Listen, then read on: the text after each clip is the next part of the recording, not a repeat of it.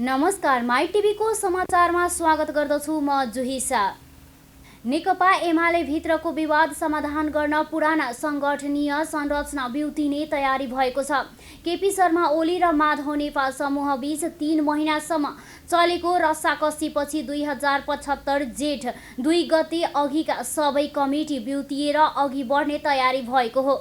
एमाले भित्र विद्रोह गरिरहेको नेपाल समूहले पार्टीका सबै संरचना 2075 जेठ 2 गते अघिको अवस्थामा फर्क्याउन माग गर्दै आएको थियो। ओलीले त्यसलाई बेवास्ता गरेपछि नेपाल समूहले समान्तरण कमिटी बनाएर चुनौती दिएको थियो। त्यति मात्र नभए विपक्षी दलका नेतालाई प्रधानमन्त्री बनाउन समर्थन गरेपछि अध्यक्ष एवं प्रधानमन्त्री ओली केही दिनमै सबै कमिटी पुरानै अवस्थामा पुर्याउने तयारीमा देखिएका हुन्। यसका लागि अनौपचारिक रूपमा छलफल गरिरहेका ओली र नेपाल पक्षीय नेताहरूले सहजीकरण गरेका थिए। एमाले स्रोतका अनुसार गत फागुन 28 गतेपछि दुवैतर्फबाट गरिएको सबै निर्णय बदर हुने गरी सहमति गरिएको छ। 16 गते यी सबै निर्णय बदर भएको घोषणा गर्दै पदाधिकारी र स्थायी कमिटी बैठक बोलाइने स्रोतले बतायो। गण्डकी प्रदेशका मुख्यमन्त्री कृष्णचन्द्र नेपाली पोखरेलले कालीगण्डकी डाइभर्सन्स योजना कुनै हालतमा सफल हुन नदिने बताएका छन्। उनले भने प्रदेशको भावना विपरीत जाने प्रयास भएमा हामीहरू सहेर बस्दैनौँ। सम्पूर्ण नागरिकलाई उतारेर भए पनि योजना सफल हुन दिँदैनौँ।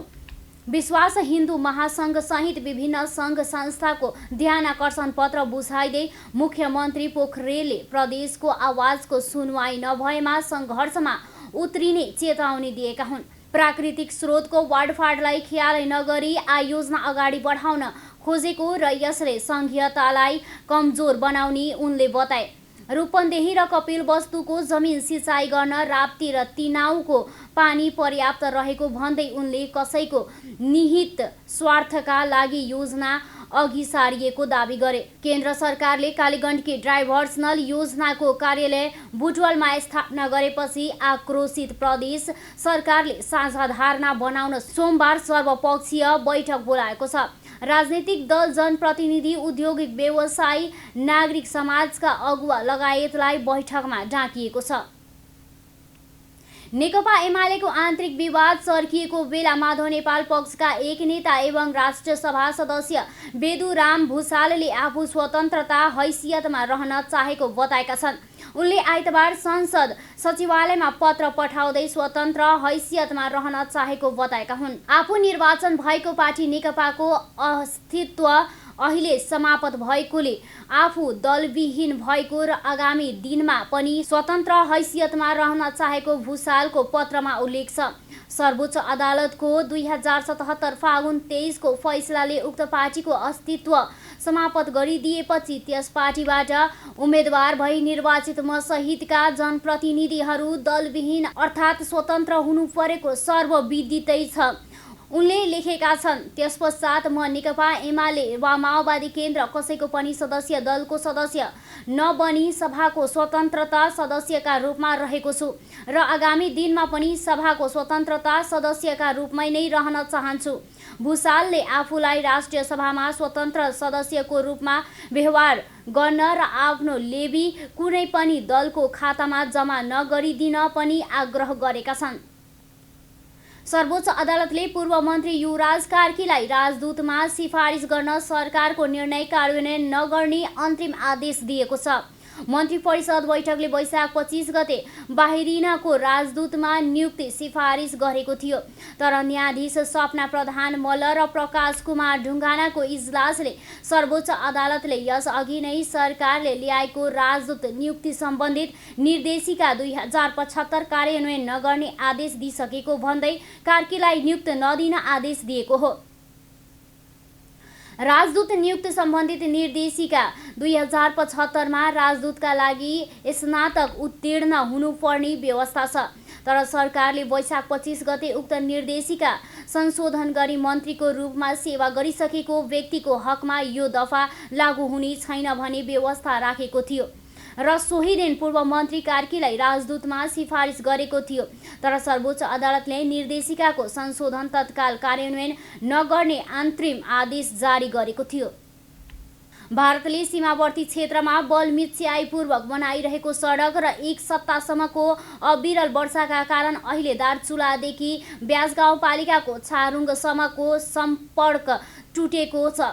ब्यास गाउँपालिका 2 काजुदेखि वाडा नम्बर 1 को बुदिसम्म दर्जनबाढी ठाउँमा पहिरो गएर गोरेटो बाटो अवरुद्ध बनेपछि सम्पर्क टुटेको हो। यस क्षेत्रमा अहिलेकै अवस्थामा बाटो खुल्लाउन सकिने अवस्था छैन।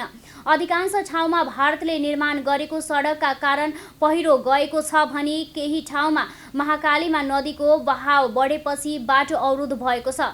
महाकाली लोकमार्ग अन्तर्गत दार्चुला टिङ्गर सडक खण्डको ब्यास गाउँपालिका 2 मा पर्ने कोठेधारदेखि नेपाल चीन सिमानाका टिङ्गरसम्मको 87 किमी सडक नेपाली सेनाले बनाउने जिम्मेवारी पाएको छ। यही क्षेत्रमा गत वर्ष सुदूरपश्चिम प्रदेश सरकार र स्थानीय सरकारको लगानीमा गोरेटो बाटो निर्माण तथा मर्मत सम्भार गरिएको थियो। भारतले चट्यान फोड्ने क्रममा आएको पहिरो तथा महाकाली नदीमा फालिएको ढुङ्गाका कारण अधिकांश क्षेत्रमा नेपालतिर पहिरो गएको छ। वर्षाका कारण बुद्धिको तल, माल्पा, तम्बाकु, घारी बगर, काल्जु लगायतका ठाउँमा बाढी अवरुद्ध भएको छ। रूपन्देहीमा काली गण्डकी तिनाउ डाइभर्सन्स आयोजनाको कार्यालय खुलेपछि काली गण्डकी प्रदेशभर विरोध भएको छ। यो परियोजनाले नदी तटीय क्षेत्रमा प्रभाव पार्ने भन्दै स्थानीयवासी, स्थानीय तह, गण्डकी प्रदेश सरकार, राजनीतिक दलहरू सबैले विरोध गरेका छन्। जलस्रोत तथा सिँचाइ विभाग भनी चर्चा सुरु हुँदैदेखि विरोध भएको कालीगण्डकी तिनाउ सहित डाइभर्सन्स आयोजनाहरू बनाउन कसिएको छ। विभागका महानिर्देशक मधुकर राज भण्डारी बहुद्देशीय परियोजनाका सिँचाइ सम्बन्ध डाइभर्सनल आयोजना तराईका खेती योग्य जमिनलाई अत्यावश्यक भएको बताउँछ।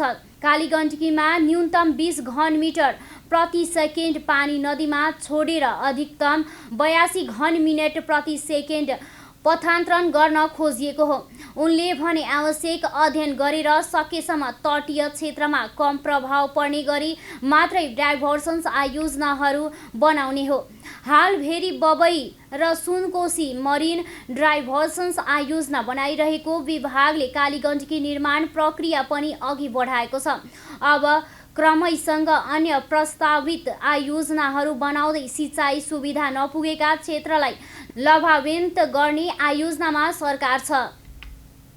महोत्तरीमा खाल्डोमा गढिएको अवस्थामा शव फेला परेको छ। जिल्लाको लोहारपट्टी नगरपालिका 7 मा खाल्डोमा भेटिएको शव स्थानीय सुजिता ठाकुरको भएको अनुमान छ। 26 वर्षकी सुजिता गत जेठ 20 गतेदेखि बेपत्ता थिइन्। सुजिताको घरदेखि करिब 1.5 किलोमिटर टाढा खेतमा गाडिएको अवस्थामा फेला परेको उनका भाइ शिवमले बताए। उनका अनुसार सुजिताको शव खेतमा गाडिएको सूचना आएपछि प्रहरी बोलाएर उत्खनन गरिएको थियो। महोत्तरीका प्रहरी प्रमुख एसीपी दिनेश आचार्यले खाल्डोभित्र तान्नामा बेरिएको अवस्थामा केही वस्तु भेटिएको र उक्त वस्तु शव हो वा होइन भने पनि नखुलेको बताए। उक्त शव फरेन्सिक परीक्षणका लागि पठाइएको उनले जानकारी दिए। स्थानीय अधिकारी कर्मी गुन्जा राईले खाल्डोमा शव राखेर नुन र मल खाद हालेका कारण हड्डी पनि गलेको बताइन्। प्रहरीले सुजिताका पति मुकेश र देवर रूपेशलाई पक्राउ परेको छ।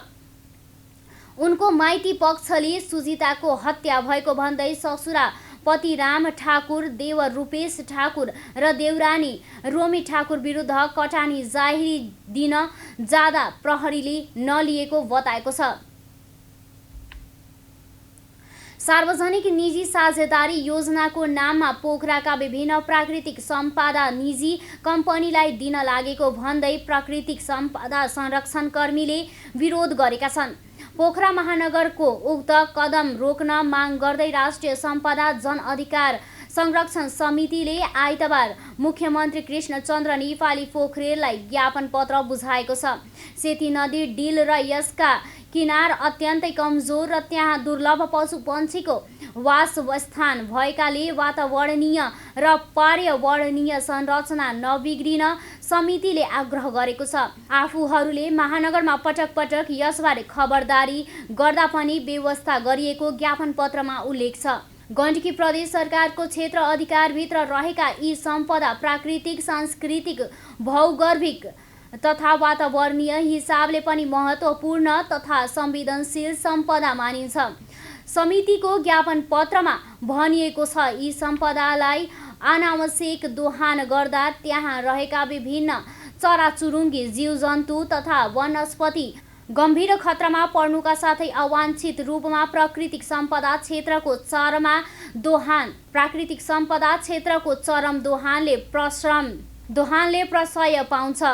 महानगरलाई ती सम्पदा निजी क्षेत्रलाई दिने निर्णय गर्ने निर्वातमान प्रदेश सरकारले नै अख्तियार दिएको आरोप लगाउँदै समितिले उक्त निर्णय खारिज गर्न माग गरेको छ।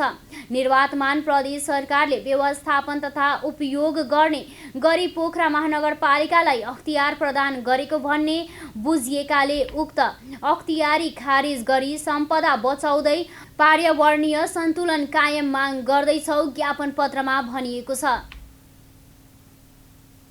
पर्सामा थप खुकुलो बनाएर असार 20 गतिसम्म निषेधाज्ञा लम्ब्याएको छ। प्रमुख जिल्ला अधिकारी पीताम्बर घिमिरेले आइतबार सूचना जारी गर्दै निषेधाज्ञा असार 20 गति मध्यरात 12 बजेसम्म कायम राख्ने जानकारी दिएका छन्। यसपटक निषेधाज्ञालाई थप खुकुलो बनाउँदै पसल व्यवसाय दिनभर नै खोल्ने पाउने व्यवस्था गरिएको छ। पसल व्यवसाय सञ्चालन गर्दा जनस्वास्थ्य सुरक्षाका मापदण्डको अनिवार्य पालना गर्नुपर्ने प्रशासनले बताएको आएको छ। पसल व्यवसाय दिनभर नै खोल्ने भने निर्णय भयो, त्यसै अनुसार निषेधाज्ञा जारी गरेका छौँ। उनले भने जनस्वास्थ्य मापदण्डको अनिवार्य पालना गर्न र भिडभाड नगर्न भनेका छौँ। असार 7 गतेदेखि खाद्य वस्तु, औषधि र स्वास्थ्य सेवासँग सम्बन्धित पसल नियमित सञ्चालन गर्ने र बाँकी अन्य सबै पसलहरू बिहान 10 बजेदेखि 5 बजेसम्म खोल्ने गरिएको थियो। बजारमा पसल व्यवसाय सञ्चालन गर्दा जनस्वास्थ्य मापदण्डको खासै पालना भइरहेको छैन। वीरगञ्जका होटल तथा पर्यटन व्यवसायीले व्यवस्था सञ्चालन गर्ने वातावरण बनाइदिन माग गर्दै ज्ञापन पत्र बुझाए पनि उनीहरूको मागको विषयमा केही निर्णय गरिएको छैन। नयाँ भेरिएन्ट सहितको कोरोना भाइरस संक्रमण फैलिएपछि पर्सामा वैशाख 16 गतेदेखि निषेधाज्ञा लागू गरिएको छ। असार 7 गतेदेखि भने निषेधाज्ञालाई केही खुकुलो गरिएको हो। असार 7 गते नै स्वास्थ्य सुरक्षाका मापदण्डको अनिवार्य पालना गराई स्थानीय तह अनुसार आलो पालो मिलाएर मानिसहरूको भिडभाड नहुने गरी सरकारी, सार्वजनिक, निजी कार्यालयहरूले सेवा प्रवाह गर्न र कार्य सञ्चालन गराइरहेका छन्। यस्तै निजी सवारी साधन जोडबिजोड प्रणाली अनुसार सञ्चालन भएका छन्। स्याङ्जामा मानिस आक्रमण गर्ने चितुवालाई गोली हानी मारिएको छ। चितुवाले स्याङ्जा ग्यालेङ नगरपालिका 7 तोलातुङ्गका 38 वर्षीय लालबहादुर विकलाई आक्रमण गरी घाइते बनाएपछि प्रहरीले गोली हानी मारेको जिल्ला प्रहरी कार्यालय स्याङ्जाका प्रहरी न्याय परीक्षक राजेन्द्र प्रसाद अधिकारीले जानकारी दिए। उनका अनुसार चितुवा खोरबाट बाहिर निस्किएर मानिसहरूतिर आएको र लालबहादुरलाई आक्रमण गरेपछि उसलाई बचाउन प्रहरीले गोली हानी थियो। चितुवाको आक्रमणबाट घाइते भएका लालबहादुर अस्पतालमा उपचार गरेर घर फर्किएका छन्। खड्ग बहादुर गाहा मगर खोरमा दाना लिएर जाँदा उक्त चितुवालाई देखेर प्रहरीलाई खबर गरेका थिए। पछिल्लो 24 घण्टामा थप 1920 जनामा कोरोना भाइरस संक्रमण भेटिएका छन्। स्वास्थ्य तथा जनसङ्ख्या मन्त्रालयका अनुसार 6000 जनामा गरिएको PCR परीक्षणमा 1353, 3836 जनामा गरिएको एन्टिजेन परीक्षणमा 567 जना गरी 1920 जनामा संक्रमण पुष्टि भएको हो। नेपालमा हालसम्म 6,65,777 जनामा कोरोना भाइरस संक्रमण भएकामा 5,84,334 जना संक्रमण मुक्त भएका छन् भने 9,009 जनाको मृत्यु भएको छ। हस्त अहिलेलाई यति नै। औचारमा पूर्ण उपस्थित हुने नै छौँ। तबसम्मका लागि सम्पूर्ण युनिटको साथमा म जोहिसा बिदा चाहन्छु। हेर्दै रहनुहोला संसार जगतको सहयात्री माई टेलिभिजन। नमस्कार।